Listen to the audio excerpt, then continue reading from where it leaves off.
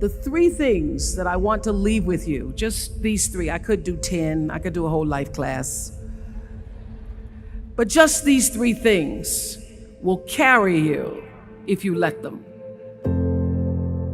First and foremost, knowing who you are.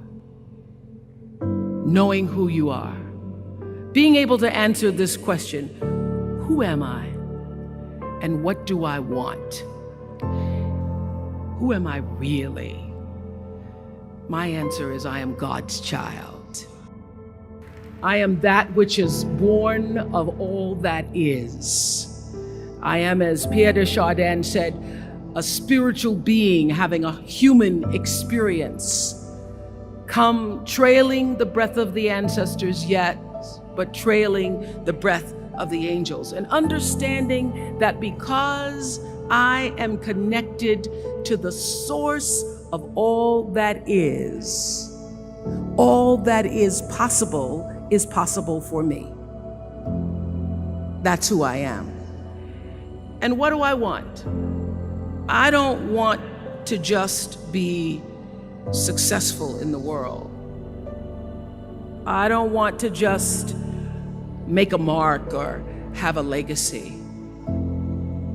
The answer to that question for me is I want to fulfill the highest, truest expression of myself as a human being. I want to fulfill the promise that the Creator dreamed when He dreamed the cells that made up me. What do I want? You must have some kind of vision for your life. Even if you don't know the plan, you have to have a direction in which you choose to go. What I've learned is that's a great metaphor for life. You want to be in the driver's seat of your own life, because if you're not, life will drive you. So, knowing who you really are in this space and time that we embody. That's number one. What do you want? Who are you? Number two, you must find a way to serve. Martin Luther King said that not everybody can be famous, but everybody can be great, because greatness is determined by service. Now, we live in a world where everybody wants to be famous and where we admire people for just being famous. We think being known brings us value. The truth is, all of that will fade in time. In 3 years, you won't be able to name the housewives of Atlanta. The real truth is that service and significance, service and the significance that you bring to your service is that which is lasting. So to be able to, whatever your occupation or job or talent or gift is, our honorees today getting doctorate degrees, to apparently opposite fields, HIV and AIDS and the spoken word. But what they have in common is service, using the spoken word in service to community and the world, using your knowledge and information about HIV and AIDS and medicine in service to the world. And if you look at all the most successful people in the world, whether they know it or not, they have that paradigm of service. Everybody's talking about Mark Zuckerberg and IPO. Service. Jay-Z rapping. Service. Through the word, to people, through song. For many years, I was really just happy to be on TV, and people would stop and say, "Oh, you on TV?" "Yeah, I'm on TV. I like being on TV. It's a nice job." And it was about the time that I received my honorary doctorate from Spelman around 1993. So I don't know if that had something to do with it. I thought of myself as Dr. Winfrey. That I went back and I took a long look at what it was I was doing on TV and made a decision that I was no longer going to just be on TV, but I was going to use TV as a platform, as a force for good, and not be used by TV. And I will tell you, my decision to make that significant change in the way I operated on television, using television as a service, changed my career exponentially. Service through medicine, service through art, using whatever it is you produce, your product, as a way of giving back to the world. When you shift the paradigm of whatever it is you choose to do to service, and you bring significance to that, success will, I promise you, follow you. Service and significance equals success.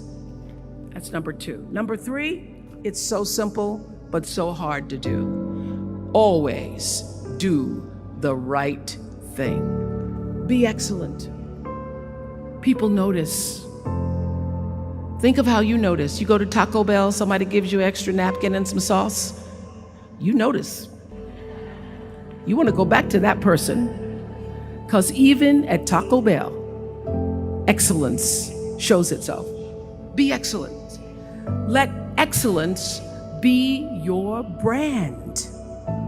Everybody talks about building a brand. I never even knew what that was. When people would say, you're a brand, I would say, no, I'm just Oprah.